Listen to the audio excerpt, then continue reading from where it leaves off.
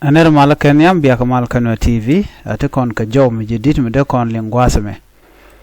job an lingwasame shukume SPLIO take raj mi tikana lat ano de lat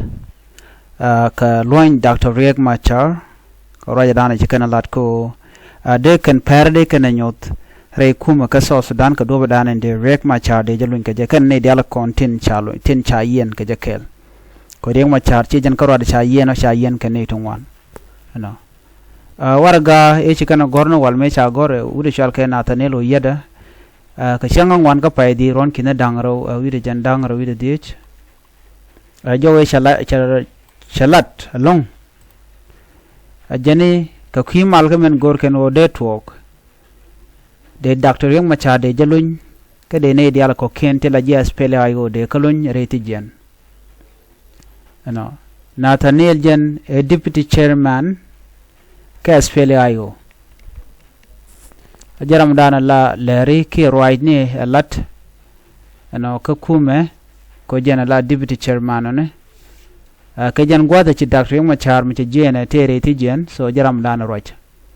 ka ngi kon diala no Nathaniel chetere which ka juba ci roda bar ne ko gwase dan e kap ko SPLIO dumute re wije tam ce dero ce cha kef da taram roch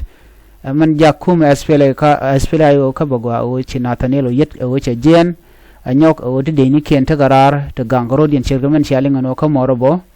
shi ga nyen ke kum SSPDF gwal me shaka maktin ci kan SSPDF ci kan nak nei ti shop ko bada ke wala wonyam ke jibon de shop ko jan dok kan cha kan ne bakal kan SPLIO na mo morobo ka panyum te koru ngwan long telat ko den wini mi te sha linki ci kon ka ngech la kan kula ya buga kora me kara madanan lat roy ne ka SPLIO me kana ka kon lat cha ka jike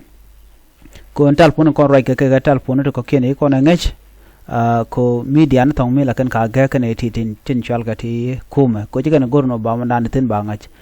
ka moro bo ne tin wan ci ka civilian ne ci ko robar ana ci ko kem go ti ka Uganda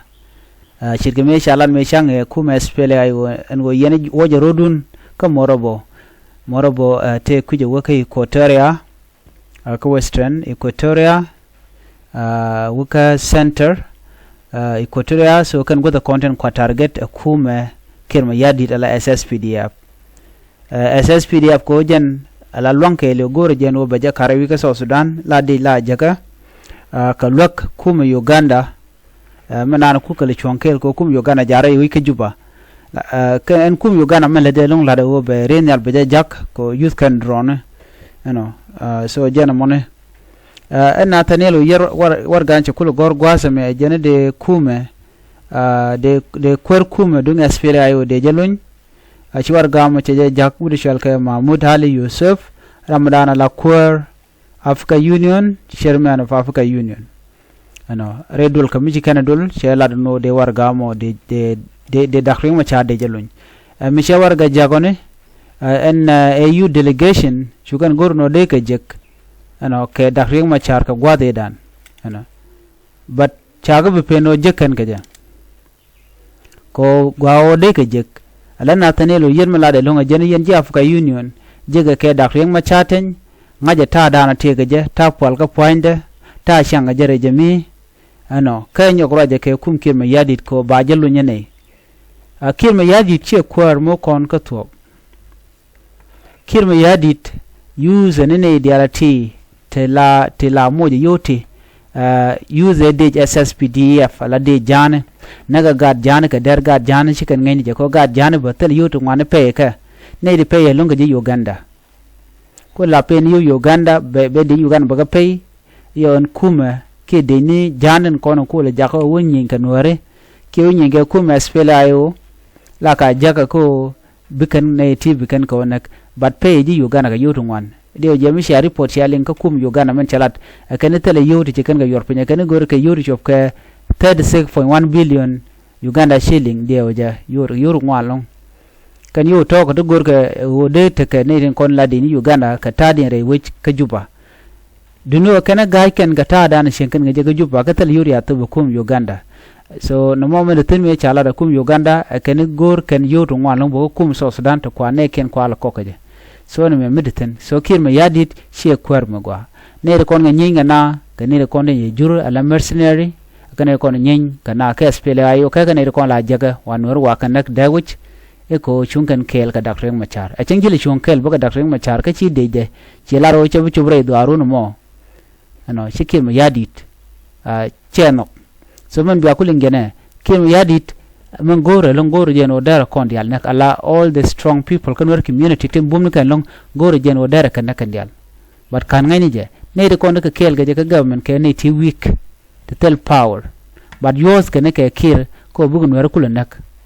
ano ko jikala dir ga shi man ken kon dawch bombardment latke naga na karen yale so they don't care anyway la situation chi permanent chate tin man chang la le la tuga but gwan be tuga je man lat kono gwata me natanelo yet che warga che gor Africa Union ko de dakreng ma cha de je luñ en jogame mo continent dio je be te ka tok ba man dan tin ba nga cha nyok ba shikan kume Africa Union jogana ne la Africa Union ken Intergovernmental Authority on Development ala igat shikan ge jogono mishejen dakreng ma cha ana ka ko da lat kana mo amana na toga wa ngach ne dia la konte la prisoner ka woike ka kam garar ko chana de yan lora bang anyong mal mugor ko mala tok ke 2018 peace agreement cha tan ba ne ti ba ga de luñ dumnu kirmi yadit te siang ke je yar ko men ne de konte la kware spele ayo cha ko weekend dial par transitional government da ne sha la de wote ka power sharing se ka logan dial lo che fully violation che jalat tam she tanda na denar yen ga jaki ngote cha yan pin cha katul kan dial kim yadit ko gwi jen wo jenete ka upper an ko chi den dial chi ga defect che wo ga je so ku mo gwi jen wo aswela ay wo be ying nyur shong na ka ba nuer ba bu ying nyur shong na ka ba na mene chi to ka kach teram bu baw dan ga kim yadit logo me mal logo me jen ba ta ni jemo we nyam point South Sudan be danga jen biata mal